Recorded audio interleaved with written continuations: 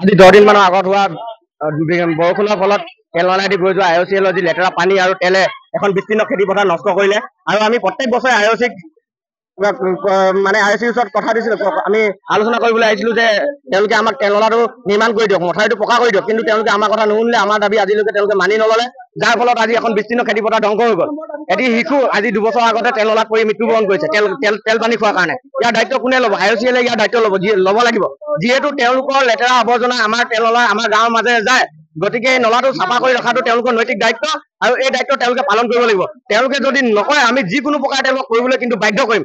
আজি আমাৰ ইয়াত 200 বা 300 মানুহ ওলাই আহিছে, কিন্তু অনাদিকালত আমি 1000 মানুহ লৈ ইয়াত প্ৰতিবাদ কৰিবলৈ বাধ্য হ'ম। নাই, তেওঁলোকে কি কৰিছে?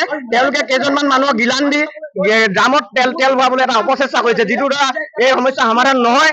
গতিকে আমি তেওঁলোকক আকৌ দাবী জনাইছো, যিসকল ৰাইজৰ ধান পথাৰ নষ্ট হৈছে তেওঁলোকক উচিত ক্ষতিপূৰণ দিব লাগিব। লগতে অতি অনতিপলমে তেলনলাটো পৰিষ্কাৰ কৰাৰ লগতে খনন কৰি পকীকৰণ কৰিব লাগিব আৰু মথাউৰি পুনৰ নিৰ্মাণ কৰি দিব লাগিব। এইকেইটা হৈছে আমাৰ মুখ্য দাবী।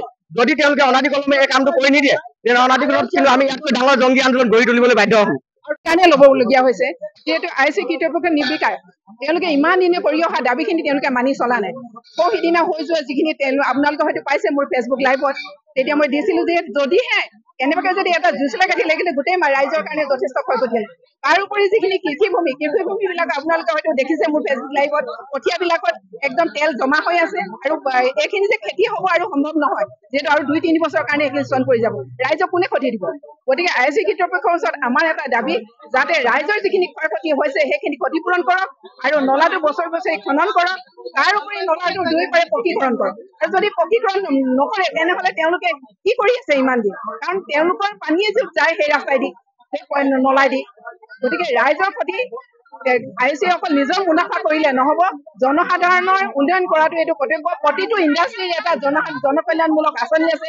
এই জনকল্যাণমূলক আঁচনিৰ ভিতৰত IOC কি কৰিছে আজিলৈকে গম পোৱা নাযায়। তেওঁলোকে যদি কৰিব বিচাৰে তেনেহ'লে গোটেই নলাখিনি পকীকৰণ কৰক, আৰু এয়াই আমাৰ আজিৰ দাবী। ধন্যবাদ। ডিগবৈ তেল নলাটো বাম হৈ যোৱাৰ কাৰণে আজি আমি 2 নং বৰবিল, 3 নং বৰবিল আৰু বালিজান কেন্দুগুৰি গাঁওবাসী ৰাইজ আজি দীৰ্ঘদিন ধৰি আমি জীয়াতু ভুগিবলগীয়া হৈছে।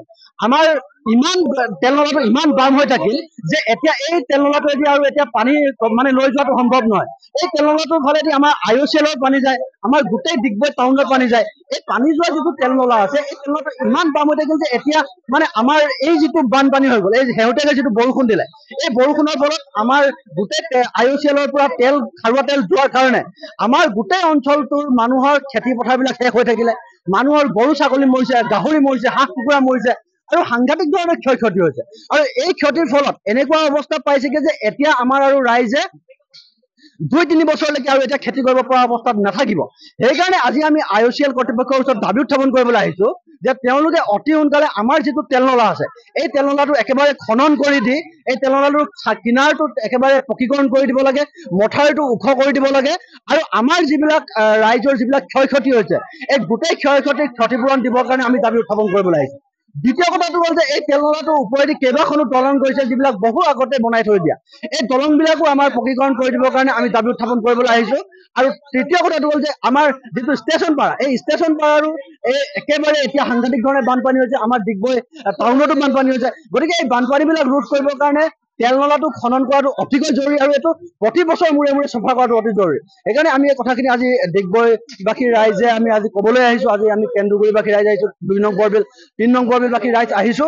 আৰু যদি চৰকাৰে আমাৰ এই দাবীবিলাক মানি নলয়, যদি আমাৰ IOCL প্ৰশাসনে এই দাবীবিলাক মানি নলয়, তেনেহ'লে আমি অনাগত দিনত ইয়াতকৈ অধিক আমি ৰাইজ আহি তেওঁলোকক কাৰ্যালয় অচল কৰি দিবলৈ আমি বাধ্য হ'ম।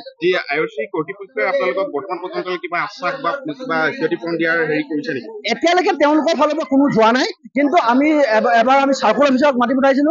তেওঁলোকৰ মণ্ডল গৈছিল, মণ্ডলে অলপ চালে, চাই পিনে ক'লে যে আমি ক্ষতিপূৰণ দিম। কিন্তু এতিয়ালৈকে সেই যি আহিলে তাৰপিছত এতিয়ালৈকে কাৰো আমি চেহেৰা দেখি পোৱা নাই। সেইকাৰণে অতি সোনকালে 10 দিনৰ ভিতৰত যাতে আমাক ক্ষতিপূৰণ প্ৰদান কৰে, তাৰ কাৰণে আজি দাবী উত্থাপন কৰিবলৈ আহিম।